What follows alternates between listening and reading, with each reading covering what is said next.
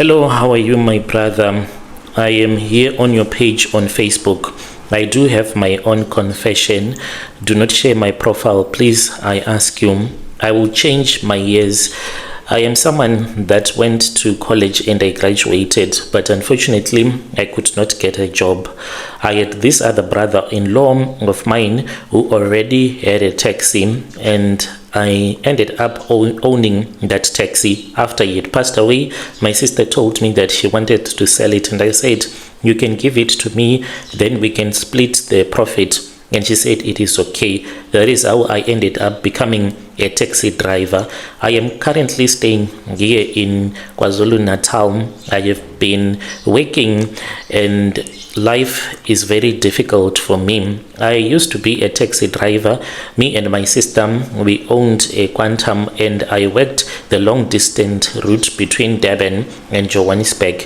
I was a hard-working man, and I took my baby mama, who became my wife. Me and her, we had one child when I was still in college, then the other one soon after I had married her. We had two kids now that were in school, and life was okay. I was not making a lot of money, but I was able to provide a good life for my family. It was in 2024. I'm just going to change the dates here because I do not want people to know about me. Life was becoming very difficult, and I was unable to make as much money that I was making. And the mistake that I did was that we sold that taxi, and my sister said that she wanted out. She was afraid of the taxi association that we were in. They were fighting with another taxi association, so she did not want to be in that business anymore. Since my sister, I will say that she was working at Old Mutual, she said, I have a salary, I can still take care of myself and my kids. I don't want to be shot dead by these people, and my kids will become orphans. So after I had sold that taxi, then I went and I was able to get another taxi which I was paying through monthly installments. That was when I started to even do piracy, going on routes which I was not allowed to go in, so that I can be able to make enough money to pay for the monthly installments. That was when I started picking up the Lesotho boys at the ranks in Joburg. These men, they were Zama Zamas. So usually they want to work with one taxi driver, then you can go and you pick them up and you go with them to the illegal mines where they are working as illegal miners. Usually they go there, they can even live for underground, even for a month being underground. And they were giving me a task to go and buy for them the food that they wanted, the zol that they smoked, the alcohol. Those guys underground, they eat, they even have a party underground. So they would hire my taxi for private trips to the West Rand. They did not even ask for a smaller price. Whenever I would overcharge them, they would pay me without even asking twice. They would always pay me in cash. And sometimes they even tipped me with small pieces of the gold. If they did not have money, they'll just say, here is the gold, man, look for someone who can buy it from you. And they gave me the phone numbers of this Indian man. So if they did not have money, I will take the unrefined pieces of gold, take it to the Indian guy who would sell it from me. So one of these guys, whom I will call Sunday, he was a leader in one of the big Lesotho mining gangs. And Sunday saw that I was struggling because I used to love to speak with him. He was also having a university degree from his country. So I kept on asking him, how was it possible that a man that had a university degree from his country, he was now struggling in life? I just wanted to understand him being a Zama Zama. And he told me his own life journey, how he was cursed by his own auntie on the day that he graduated.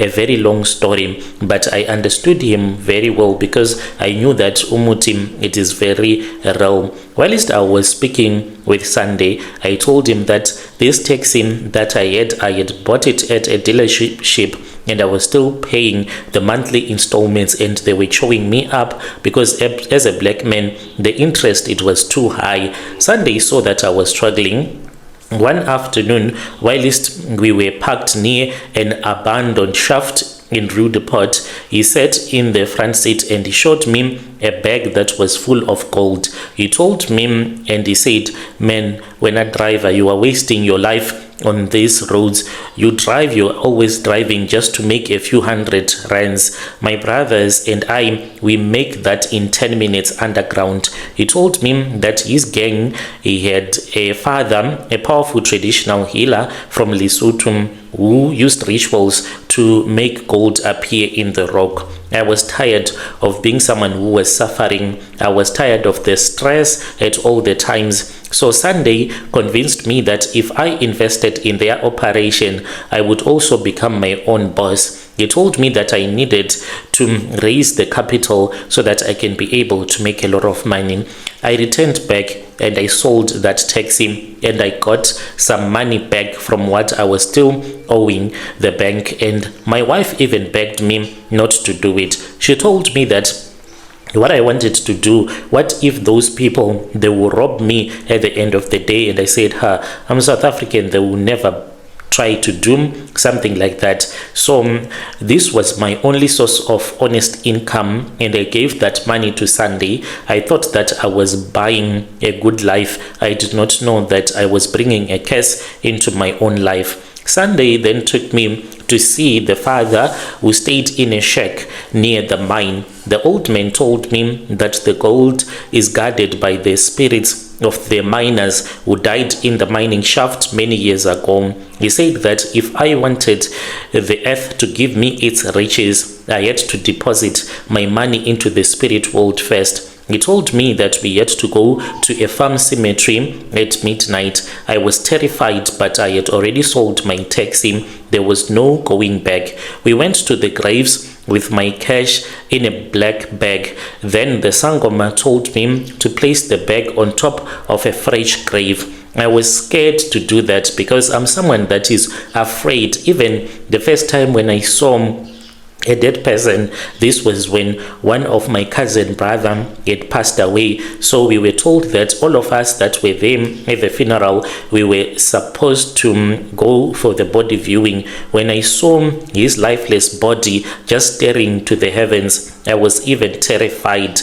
And going to a graveyard, it was something that was so scary for me. We went with the Sangoma, and then he started to speak in Lesotho and he started burning strange herbs. By then my head was spinning because he made me to cover myself with a blanket. This is what I did. I climbed on top of the grave after we had removed some of the things that the relatives had placed on top of the grave, because this grave did not have a tombstone. And then he lit up a small fire and he put it inside of a clay plate, those herbs, and he told me that I was supposed to steam myself. So I took the blanket and I was naked, kneeling on top of the grave of a person that I did not even know. And then as I was steaming myself, I was even feeling so dizzy. Then out of nowhere, there was a big bird that came and rested right next to the grave, and I was told that I had been given the money from the gold that I was going to be making by the ancestors. I was told that when I make money, I was supposed to return back to that grave and I was supposed to leave money and it was going to multiply. The next Sunday, when we went with Sunday, we went into the mine. This was the first time that I had ever gone underground. You see, these Zama Zamas, they even tell you that we are no longer human beings. When you go down the earth, like anything can happen. The shaft can fall down on you. It was a nightmare. It gets so dark, hot, and it is always smelling down there. And when you start to smell the moisture, you have flu instantly. And when we were underground then they told me that we're going to hit the gold. I worked with these guys for 3 good months and we managed to make a lot of money like I had never made in my entire life. I was now a rich man. I had more money than I had ever had as a taxi driver who was also a taxi owner. I was able to buy a nice SUV, and I started spending like a man who will never go poor in my entire life ever again. As I was spending money, enjoying money with the women that I was dating, you know, when you have money, there is no woman that does not want to date you.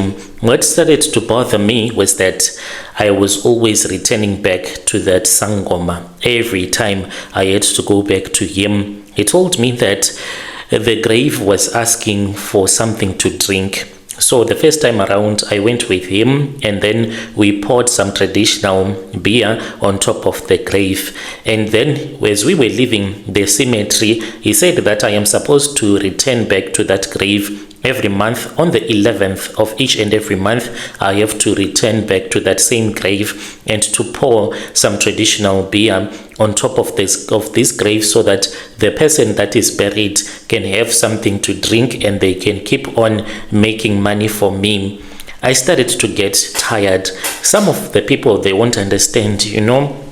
It is not something that you would want to do every day. You are always telling yourself that next month I am supposed to go to the grave. When I was still pouring the traditional beer, it was a little bit better. But when the blood started, how the hell are you supposed to buy a cow, then you go and you slaughter the cow close to the grave? You're going to get arrested. That is what this traditional healer wanted me to do. It started with traditional alcohol that I would go with to the grave on the 11th of each and every month, and then the blood started.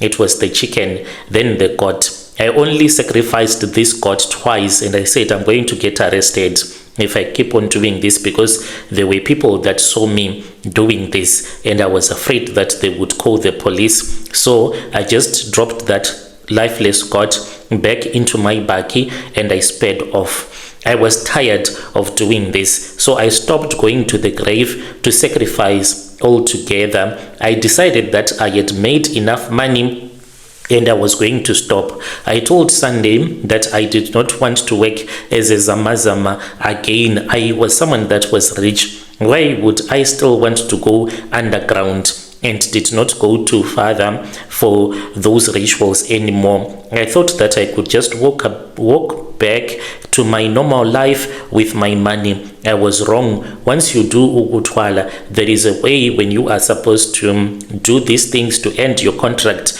with these sangomas and these tokologies. If you just quit a contract, then you will die, because a dead person will never understand you. The moment that I stopped the rituals, my life collapsed. Lucky enough, I was not the one that was driving my SUV, a Jeep that I had recently bought. It was one of my driver who was driving. He just had an accident. And this accident, when it happened, the people that were nearby, they said that they had an explosion before the accident. It was as if the engine exploded whilst he was driving. The worst part was that this man, he died and he killed another person as well that was just walking by. And as for me, whenever I would drive, I would see my dead driver. He would be sitting at the back seat. The spirits, they started to follow me home, and whenever I would be in KZN, I would see a Togoloshi that would be standing close to me. As for my wife, whenever she would try to touch me, sometimes I would scream out of fear, because I would have thought or mistaken him for a Tokoloshi, yet she was not even a Tokoloshi. That is something that was happening as well. My children, they started to act as if they were losing their mind, as well as my child was afraid of me, because he found me. I was arguing with a person that was not there. I was punching the air. So my children, they started to be afraid of me, including my wife. I lost my peace. I lost my health. My legs, they started to swell at all the times. I thought that it was high blood pressure, but I went to a local pastor. The moment that he started praying for me. I was then told that I was supposed to return back to that traditional healer, and I was supposed to go there and to speak with him so that I can know how to destroy this altar. When I went there, then that Zama Zama Sangoma, he told me a life for a life. In order for this spirit to be returned back to the grave, I am supposed to trade the life of mine own son so that I can be able to live a better life. I said I'm not going to do that. Today, Brother Nashim, I am back where I started, but worse. I am a 43-year-old man. I live in a shack in a certain township that I don't want to talk about here in KZN.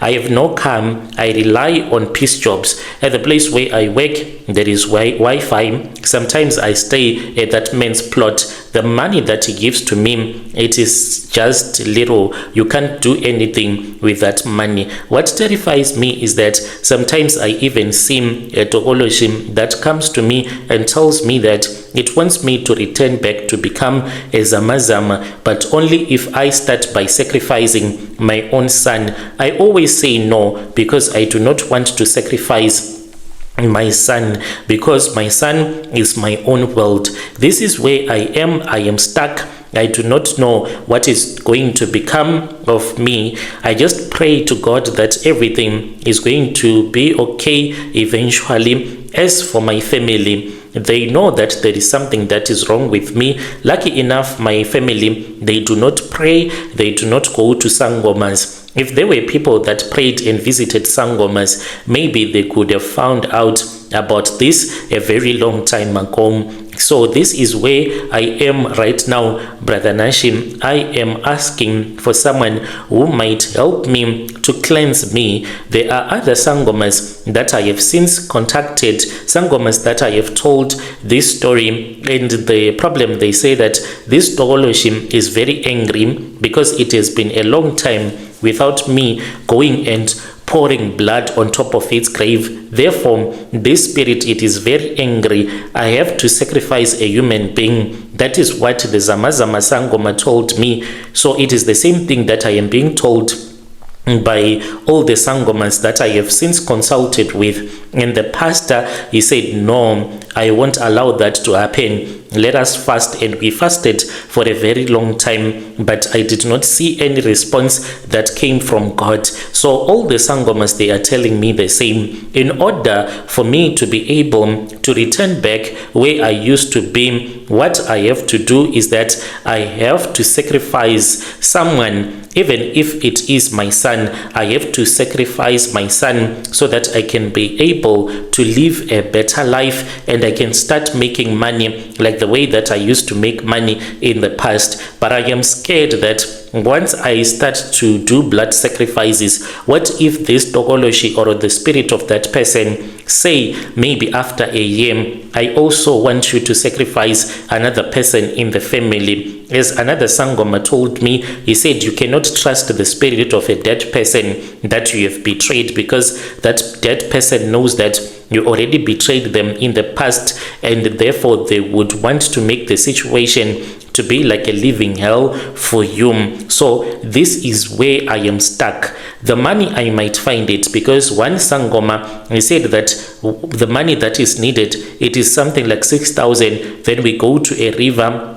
where I am going to be cleansed to destroy this altar that is said to be in the spiritual realm where all the curses are coming from, and it needs to be destroyed. But this man, he also said that there is a possibility that before I cleanse you, there is someone in the family that is going to die that is related to you by blood. This person has to die in order for you to live a better life, in which I am even afraid even more that once something like this happens and I lose someone that I really love, I can't risk doing something like that. When you post my story, Brother Nashi, please tell me. All that I want is for someone who can assist me. I'll be following through in the comment section.